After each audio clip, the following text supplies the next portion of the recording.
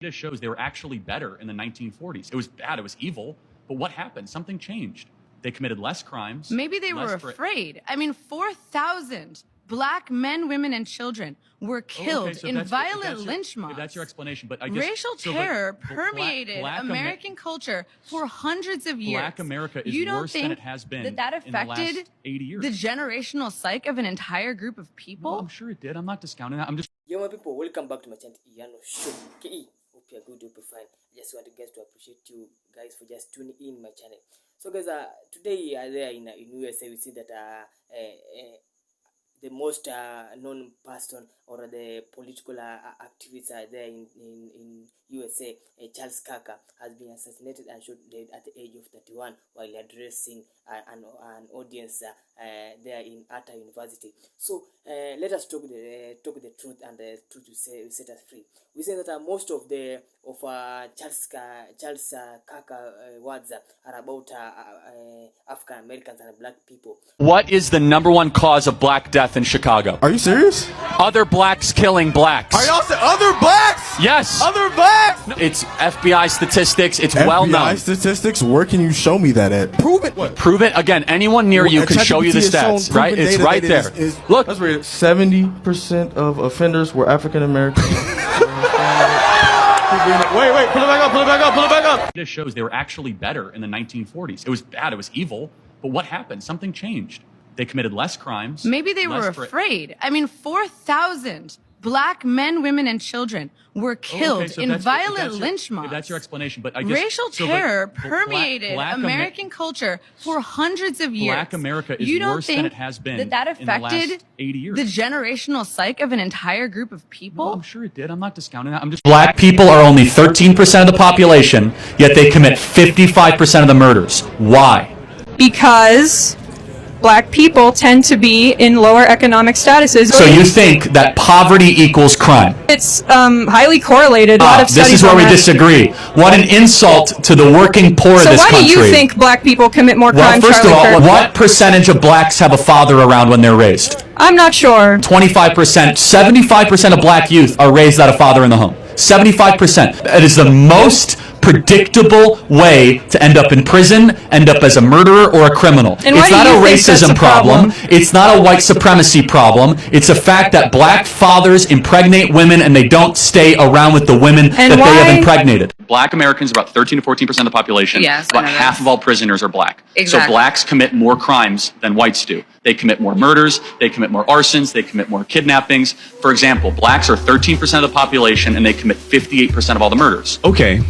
Let's talk about it. These are obviously racist claims, but I will respond to them as if Charlie Kirk were a reasonable person. Black Americans are about 13 to 14% of the population. Yes, about half of all prisoners are black. Wrong. Just 38% of America's prison population is black. That's according to the U.S. government. But it makes you wonder why Charlie feels the need to add an additional 12% to the black prison population. Could it be because his bigoted talking points only work if he exaggerates them? If Charlie were actually looking for the race that makes up half the prison population in the U.S., he'd look no further than white people at 57%. Exactly. So blacks commit more crimes than whites do. Wrong. The word "so" is doing a lot of heavy lifting in that sentence. Exactly. So blacks commit more crimes. He's saying "so" as in therefore, as in one could conclude, but Charlie knows he's lying. Even if he hadn't just lied about the black prison population, Charlie is smart enough to know that correlation does not equal causation, but he's hoping that you don't know that. So he deploys the word "so" to make you think he's coming to an obvious conclusion. Exactly. So blacks... Instead, he's making an illogical, racist leap. Charlie knows that we don't have usable data about who commits crimes. It's impossible to have that data since so many crimes go both unreported and or unsolved. Charlie knows that we only have data about arrests and convictions. I'll come back to that data in a moment. What's painfully obvious is that Charlie Kirk isn't interested in understanding the statistics he so carelessly misquotes. He's interested in making bad faith arguments. Something that becomes even more obvious in his next point. Blacks are 13% of the population and they commit 58% of all the murders. Wrong again, and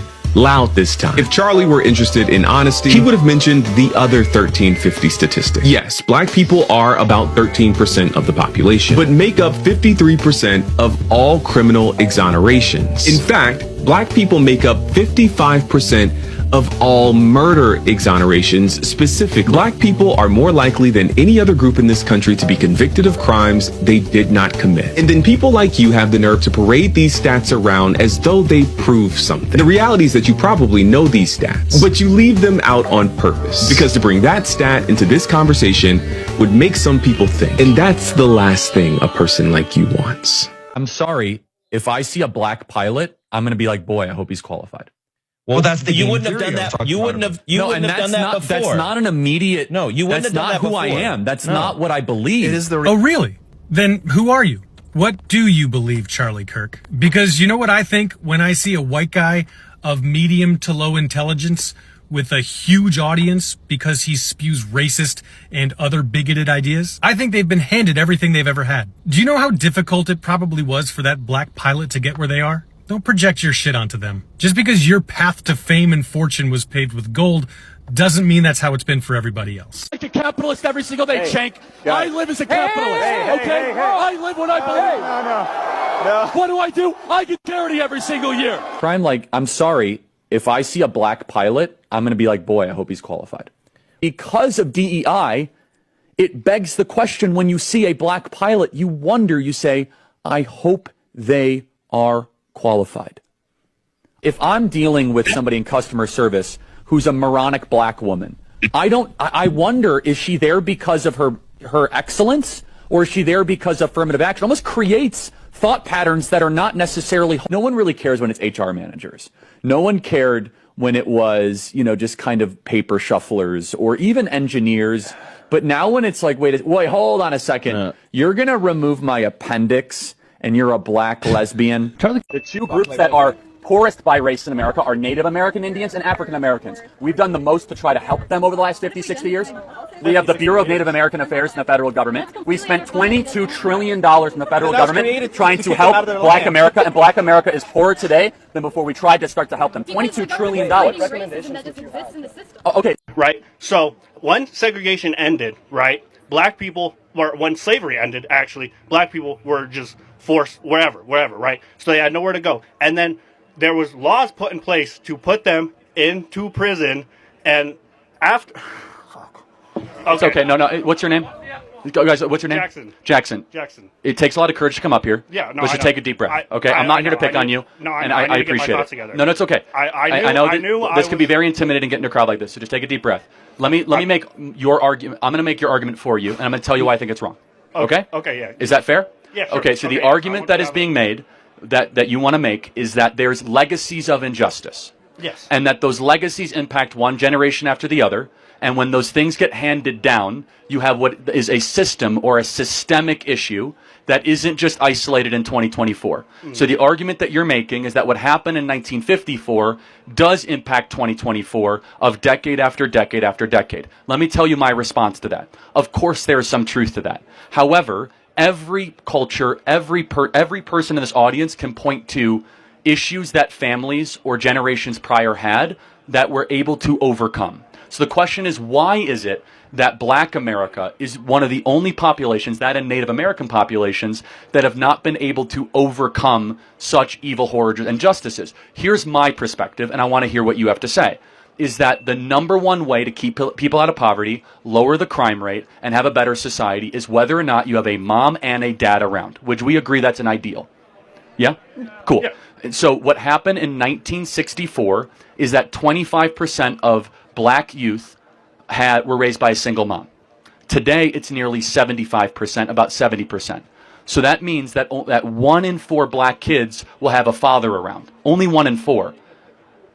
That's the number one issue happening in the country, and it's not because of systemic racism. I'd like to hear what you have to say about that. Okay, so I think I misjudged you at first. When you brought up the 1350 stat, I had just assumed that it was inherently eugenics based, kind of, So, and that's where mine came from. I think we are on the same page that we know what the problem is, and that's what I mean. Thank you for saying that, because I think we actually have a lot more in common in this country than the media would ever believe. No, definitely, right? And what my point was, I was trying to say is, I don't think that we're doing enough to help these Black communities catch up. Where as like they're underfunded and they're not, and they're over policed, and there's just these factors that are contributing to, like you said, these single parent households. Yeah, like, so we're not going to agree on this. This is where we'll disagree, and that's okay. I have more of a view of Thomas Sowell on this, where he believes it's far more about culture, values, and worldview than stuff and over-policing. I believe there's not enough police in black neighborhoods. You're going to disagree with that. Let's not even get into it, okay? But I think we can ask a question, and I want your opinion. Why is it that the single motherhood rate in black America went from 25% to 75% over 50 years, where America did become less racist? what, like, why did it? Yeah, so what caused black America to go from one of the strongest nuclear family communities in the country to now the weakest by far? I can't answer your question. No, that's okay. No, that's great. And again, it's hard to get up and have these conversations. Here's my opinion. My opinion is that, yes, there was some social welfare that subsidized single motherhood, which means it's easier to get cash from the government if you say you are single than if you are married. I think we can agree that's stupid. That shouldn't happen, right? But I would love your perspective on this. Do you think in black culture, getting married and staying with one woman for your entire life is elevated and celebrated? No, not at all. I think that's the problem. I think the problem stems from a lack of education. I think these communities don't have. I don't think a lot of them have the proper education or learning from previous to realize what will lead them to a more successful future. I think that if we funded more education in these systems, then these men wouldn't be so focused on stuff like gang violence to get protection or money or you have a great other stuff like that, and then end up in prison and then end up with their child having a single mother. Fair enough. So sorry, I didn't. No, it's great. So there's a lot of examples that there's some merit to your argument, but it's more about the quality of education than the amount of money we spend on it. Yeah. Such as, that's why I'm a big proponent of school choice and educational vouchers and opposing the teacher unions. But the core is this, is that the number one predictor for a kid of any skin color, black, white, Asian, Hispanic, is whether or not dad is around. Right. And I look, as an outsider, albeit, at current black culture, right, from the athletes to the rap music to the music, I don't see the nuclear family elevated, nor is it an internal black cultural expectation. Now, I will ask some of the white individuals here in this audience, okay? If you guys got pregnant and all of a sudden you didn't even know who the father was around, how would your parents react? Not great, right? Yes? Unfortunately, in black America, this is kind of accepted. Would you agree? I can't say. I grew up around a lot of white people, so I can't say. All right, okay. But it is a fact that it is accepted, right? So that's the problem. The problem is that it's a cultural norm that has then turned into the cycle of poverty. The cycle of poverty can break very quickly if fathers stayed with the women they impregnate. But how do you feel about the black community receiving reparations? I'm against that. Yeah. Okay. Well, why so? Well, first of all, what is the black community? So, for example, do you mean like recent immigrants from Haiti or Nigeria? I do not. No. Okay, for sure. So you're meaning like ancestral descendants of slaves. Correct. That Yes, could sir. be proven with documentation. Absolutely. Right? Okay. So to be consistent, do you believe that other groups that have been mistreated in America should also receive reparations? What are those other groups? Well, they're not necessarily by America, but let's just take one. Jewish Americans, right? Okay. They almost got eliminated in the Holocaust. Should they receive reparations? Not from us. Okay, not from us. Not from the United States, that is. Okay. So here's my view, and I want to hear yours, Okay. which is that I did not own slaves, and you were not a slave. Correct. Right. So we are individuals, and therefore we cannot be held accountable or should receive something from something that didn't happen to us or something we did not do. That is a basic law of justice, that I can't be held accountable for something that somebody looked like me did, and you should not benefit from something that somebody you were related to. Now, you'll probably say systemic racism and how that passed down through generations. Happy to address that. The problem with reparations, though, is basically what you're saying is I'm going to take money from Charlie Kirk for something he didn't do and give it to a group of something, to somebody of something they also didn't do. For what reason? How is that just? Most of these fathers aren't just leaving. A large majority of these fathers are ending up in prison. Like, Okay, this is good point. Why do you go to prison? because because you commit crime. But because the prison system has been targeted against minorities. Again, we're not going to agree here, right, and that's okay. Yeah. There's actually under enforcement of the laws when it comes where there's, for example, only half of murders in Chicago get solved. Right, but are they all black people though? Almost all of them, yeah. Like 80, well, 80. If they're not solved, how do we know that they're black people? Well, because it's a black victim in a black neighborhood by a black gang. So it's like you can assume at a great approximation that in the west side of Chicago, 50% of the murders in Chicago that go unsolved are all black people. Not all. No, I said 85%. But we don't know who the perp is. But again, if you have a black victim at 2 a.m. in a black neighborhood, it's reasonable to say that it was a black on black crime. 90% of murders after 2 a.m. in Chicago are black on black crimes. I'm from Chicago. Right. I happen to know it. Right. But like half of all murders in Chicago are unsolved, that means half of all murderers are walking free. So we have an under enforcement of laws. We have the ladies here in this audience should know this. You know that there's over 600,000 rape kits in this country that have not even been opened or tested, which means that there are women who say that they've been raped and their kits are not even put in the system. There are probably hundreds of thousands of rapists that walk free in this country. Yeah, no, our system is no. Totally What I'm saying though, that's an under enforcement of laws, though. Yeah, because our system is terrible. No, I know, but you said we have an over enforcement. I don't think we have enough people in jail. You don't think we have enough people? No, like I said, half of all murderers walk free. We don't even know who they are. Okay, but I sure, whatever. But I'm talking. I don't think that I don't think that black people are as more than 50% of exonerations from prison are black people. Like a black person is more likely than any other race to be tried for a crime that they did not commit, and then to be released from prison for a crime that they did not commit. That's not totally true. Let's pretend that it is. It's because they're in front of the justice system more because of the high crime. But let's try to find some agreement. I'm talking percentages of exonerations. No, it's because they're in the system more, though. It's because you have more cases. But anyway, let's pretend that's true. Let's pretend the system's totally racist. Actually, there's more white people in the system because white people make up for sure. So you were just incorrect there, right? Like you're doing to me. But they don't commit as many crimes. Okay, so let's be cordial. Let's be cordial. You're not being, so let's calm down a little bit, okay? You're not being. Am I being sweet to this guy? But all right. Let me ask you one question in closing, though. If you could say to Black America, here is more money, more stuff, more housing, or more fathers, which one would you choose? More funding. I don't think, because fathers, I think that you need to solve the problem from the bottom. I don't think you can just plant a bunch of fathers in and they're going to stay there. Like you said, they're just going to, like in the culture, it's not part of the culture. So they would just leave. It's a hypothetical, meaning if the fathers were to stay. Were to stay? Yeah. Okay, yeah, sure. If I just knew for 100% fact that they were going to stay. No, sure. we have agreement. So during the BLM stuff 4 years ago, did we hear anything from the national BLM leaders or anybody about black dads staying around with women they impregnate? Did anyone mention that? No. Why? It's the fundamental issue.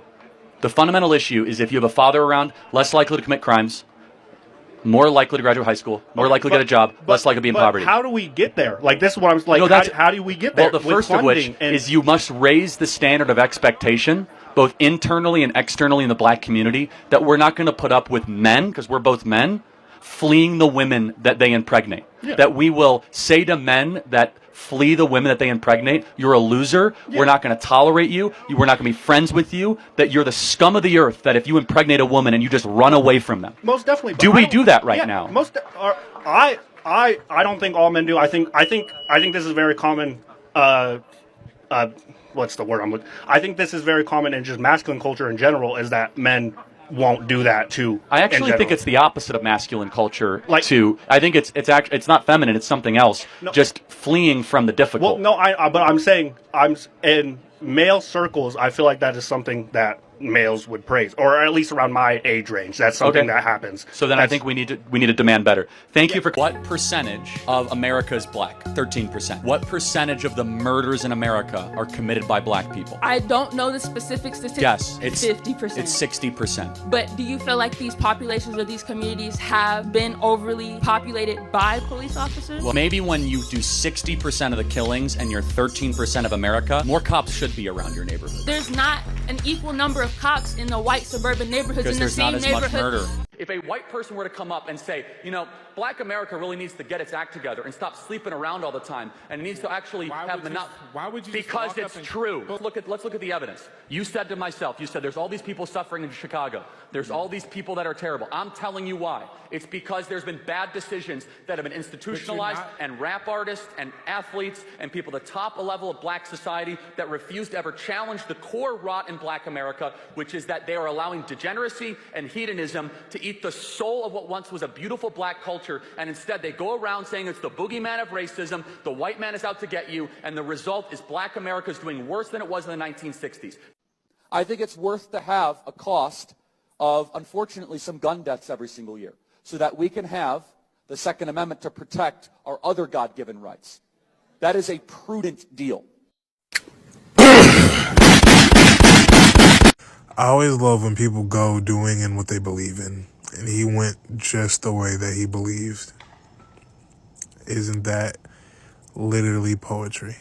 What percentage of young blacks have both a mom and a dad raising them? I cannot think of a percentage right now to give you. 25%. So only 1 out of 4 blacks in America have a mom and a dad around. Do you think that is a bigger issue to address than racism? Do you think more dads is a better solution? How could dads be connected directly? Like, dads are very connected. Dads? And what about, okay. When you have a dad around, you're less likely to be violent as a male, less likely to go to prison. So explain to me why all the fathers are leaving.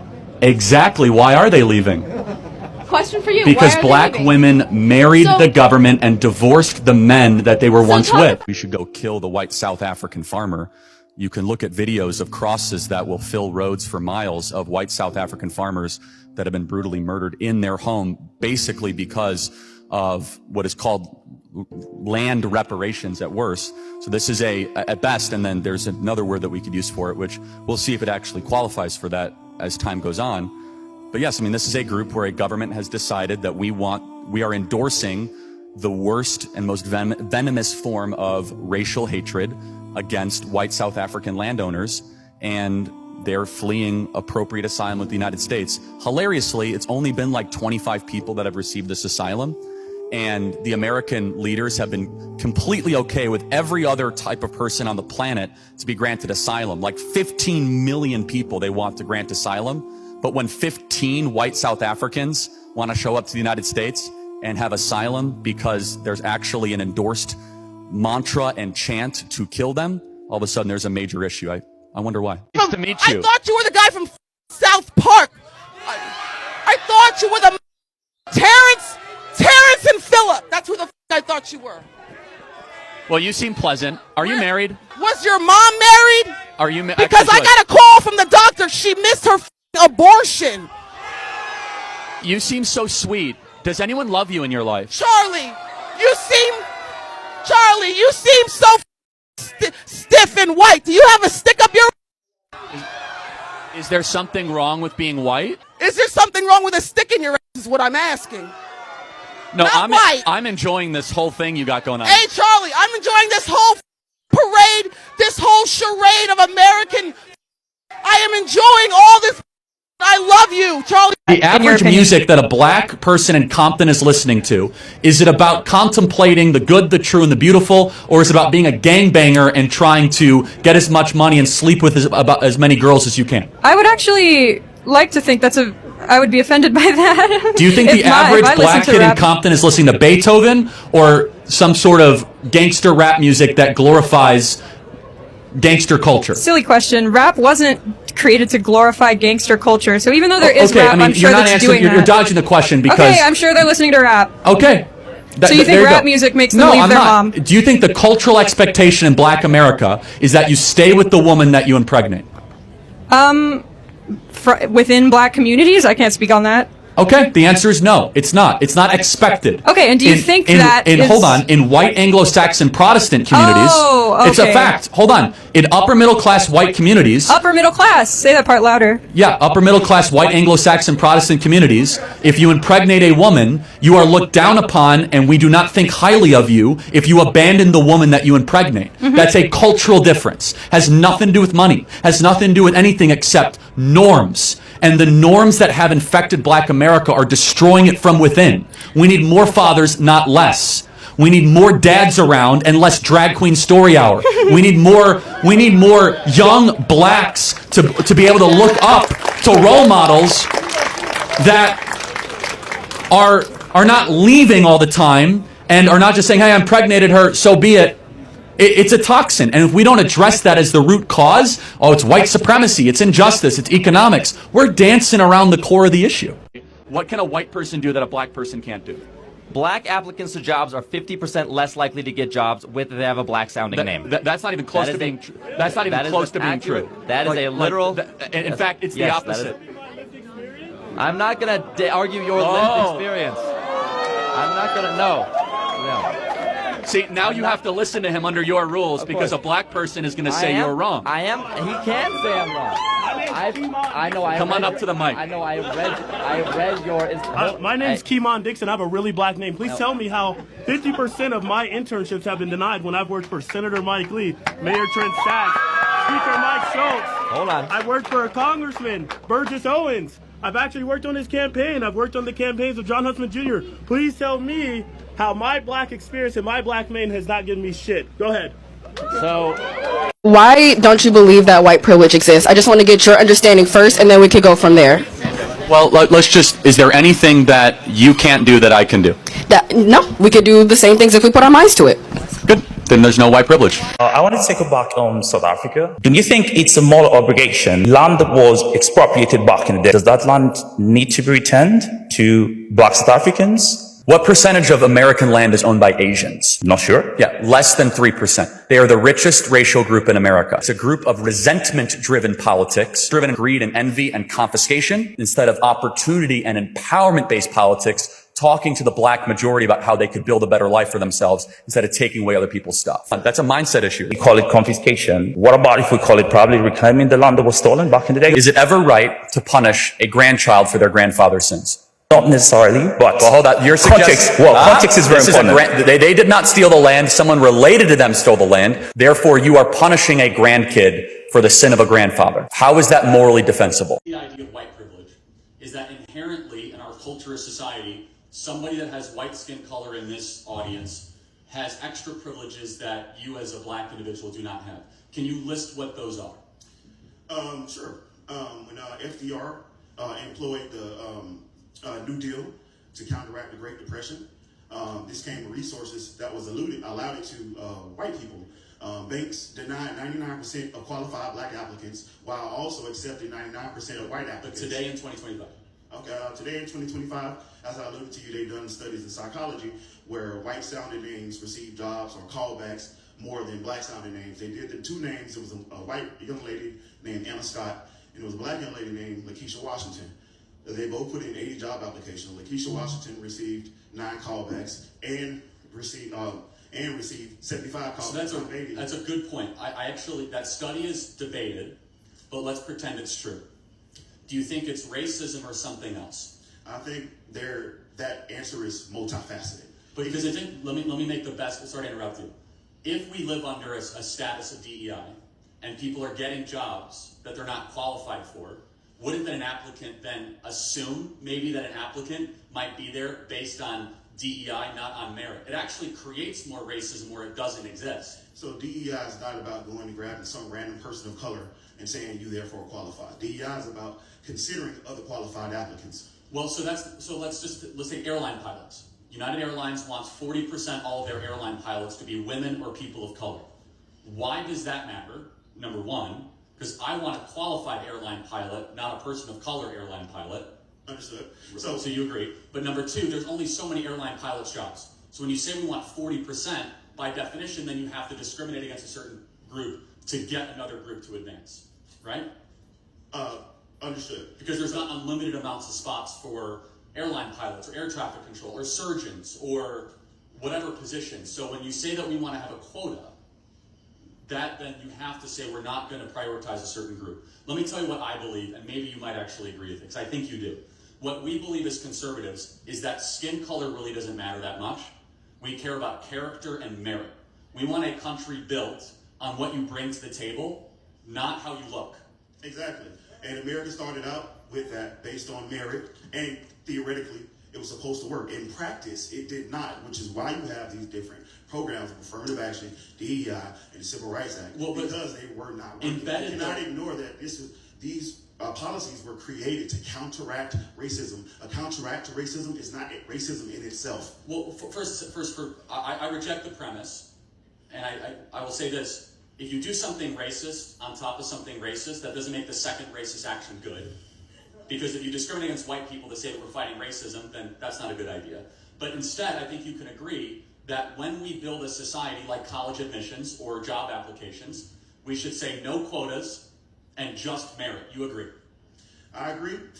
Then you're against DEI, because DEI says quotas. Yeah, let me finish. I agree to a certain extent.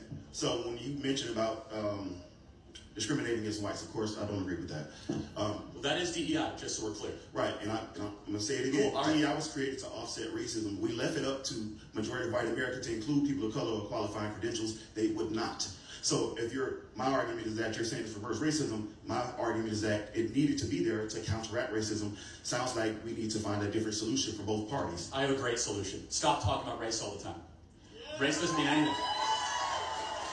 Because I look at you not as a black guy, but as a human being made in the image of God, and I want to know what you bring to the table. Are you good at the job? Are you better than your competitor? Because let me just pause for a second. I just want you to hear out what we believe. Is that when you talk about race all the time, you start to resegregate society based on tribes, and you lose this idea of e pluribus unum, all made in the image of God, out of many one. And yes, we have made many mistakes in our past, but we were getting closer as a country in my childhood as being not obsessed with race. We've become more race-obsessed over the last 10 years, especially the last 5 years, which is why we're seeing the anti-DEI movement, which actually ends up hurting people of color more than previously. And I guess the biggest question, though, is that why should race matter at all? Shouldn't we just de-emphasize it? What I want to first respond to is the notion of stop talking about race. I don't agree with that notion for the simple fact that talking about things bring awareness. Awareness leads to actions. Actions produce change results. White people are not being hunted after. Y'all can come here and live a great freaking life. So CJ, just really quick, you're a black person. Are you hunted at the university? You know, I don't feel hunted at this university, but I guess the difference between me and some people here is that I don't choose to be a victim, Charlie, which I think is the biggest problem we have here today are people who wake up every single day looking for a reason to be oppressed, looking for a reason to cry and make an excuse about why they're not in a position to go win. I don't see the color of my skin as a disability. I see it as simply an accessory that I couldn't control. I've been black all my life. I've been black today, and I'm thriving here. I think that's a roll tide right there, right? I don't know. And so CJ, let me ask you, CRT, racist? It's not just racist, it's the exact iteration of white supremacy, just in reverse. I think it's important that we start teaching young people not to hate other people because of the color of their skin. We can teach black people to be proud of who they are without telling white people they should be ashamed of who they are. We don't say fuck white police. We say fuck the police because the entire system, it's the entire system that is racist. I was pulled over driving while black. Have you ever heard of it? I've heard of driving while black. And it happens. It's happened to all of my brothers. It's happened to my father. It's happened to my uncles. This is a system of racism. It's no point. I'm going to say it again. I'm going to say it again, and it's the exact same thing I said earlier. I refuse to take a black person seriously that wants to talk to me about the 0.00004% of black people, unarmed black people that are shot by police officers, and does not want to have a conversation with me about the 17 million black babies that were aborted. No. What you guys are boycotting, you're focused on things that are not negatively. More black people were got struck by lightning in 2016 than shot by police. More police officers were shot by black people than the other way around. So what it comes down to is this is a lot of motion and there's no facts. That's what it comes down to. There's no facts. For someone that looks like me, if I even say I'm a conservative, I often get a strange look. It's like, oh, how can you be conservative and be black? And which is like something I often struggle to respond. So I don't know why my skin color even plays even any part in being what part of politics I stand. Anybody who says that is no better than a KKK activist from 150 years ago. Exactly. Because they believe that if you have a skin color, you must believe a certain thing. The answer is you don't have to explain yourself. And I know it's tough, but I would throw it right back at them. I think you should say, excuse me, why do you think you know my value system based on the melanin content in my skin? Webster's definition of racism is prejudging a person based on the melanin content in somebody's skin. Go ahead. All right, so I'll start off with my credentials since apparently they matter. Oh, we definitely matter. I'm an 8-year military veteran. I'm a college student. I'm a black woman, and I believe that white privilege doesn't exist. So we're going to start with that. Thank you for your service. And the reason why white privilege exists is because you guys refuse to acknowledge the history that put people in this position. You want to tell me that white privilege doesn't exist when white people had a upper hand for 250 years to develop generational wealth, and that black people didn't get the right to vote until the 60s, and you're going to tell me that white privilege doesn't exist? That sounds like it exists because you guys got the upper hand. What's funny about that is blacks we're doing better during Why that do we time. always call people blacks? Because you Can't we just be black people? Can't we just be like African Americans or something? Why are we just black blacks? community? How would you like it said? What makes you feel better on the inside? Really, anything else other than what you're saying. I'll say how you want Anything it. else I'll other tell you than how you need it. Tell me what makes you feel literally better. anything else other than what you're saying. Okay, anything else? Please finish your Why point. is that anything else, right? In the Jim Crow era, blacks were doing better. Economically, we're outpacing whites. Under the Jim Crow era, then Let's see. It probably has to do with the fact that we had our own communities before the fucking KKK came and burned them down. The KKK were Democrats, but give me a second. So after $22 trillion of government handouts and a black president after how many years of 8 slavery and 44 white presidents, 44 white male presidents, 97% white male Congress. So you're actually the reason why people like us can't do well, because they sold to our oppression and you bought it. Blacks were doing better under the Jim Crow era. If you acknowledge the oppression of other people. Can we both agree at one point black people weren't allowed into the NBA, and then they allowed them to be in the NBA? Wouldn't that be considered diversity? Wouldn't that be DEI in itself? No. It's actually the opposite. You see, you're mistaken, my friend. It's actually, we're getting rid of any racial stereotyping. What happened was actually a form. No, DEI is racial stereotyping. So what actually was before was a form of white preference DEI, which is white supremacy or whatever. And then we got rid of it. We said, we're not going to discriminate it. And the quality of play got better. Do you guys see the difference between the two? If the NBA is 75% black because it's on merit, great. Terrific. If the NFL is half black because on merit, we don't want to force race. We want excellence and meritocracy over race in every possible circumstance.